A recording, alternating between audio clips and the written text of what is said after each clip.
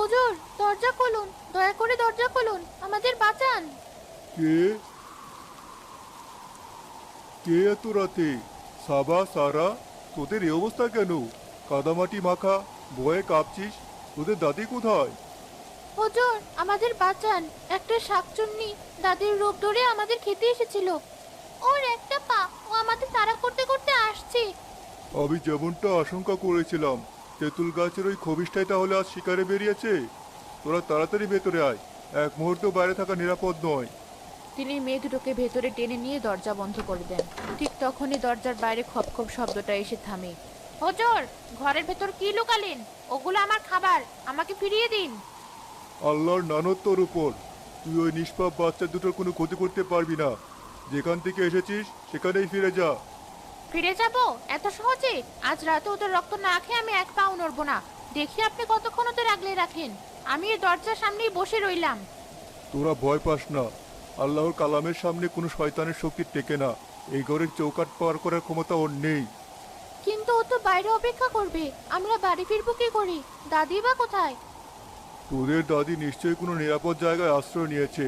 এখন বলতো ঠিক কি ঘটেছিল, আমাকে সব খুলে বল। সাবা প্রথম থেকে সব ঘটনা বিস্তারিতভাবে হুজুরকে বলে। আল্লাহ তোকে অনেক বুদ্ধি আর সাহস দিয়েছে, তার জন্য তোরা দুজন আজকে বেঁচে গেছিস। কিন্তু ওই শয়তানকে যদি আজই শেষ করা না যায়, তাহলে ও গ্রামের আরো অনেকেরই ক্ষতি করবে। ওকে কি শেষ করা যাবে হুজুর? সব কিছুরই শেষ আছে। আল্লাহর কালামের চেয়ে বড় কোনো অস্ত্র পৃথিবীতে নেই। আমি কিছু জল পড়া তৈরি করব। সেই পড়া জলই ওই খবিশটার বিনাশ ঘটাবে।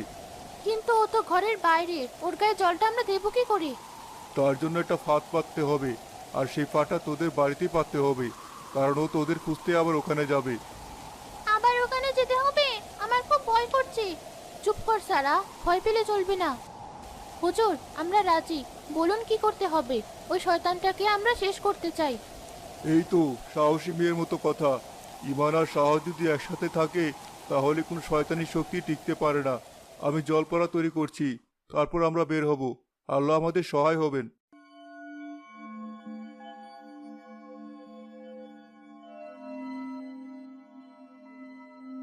খুব সাবধানে পা ফেলবি।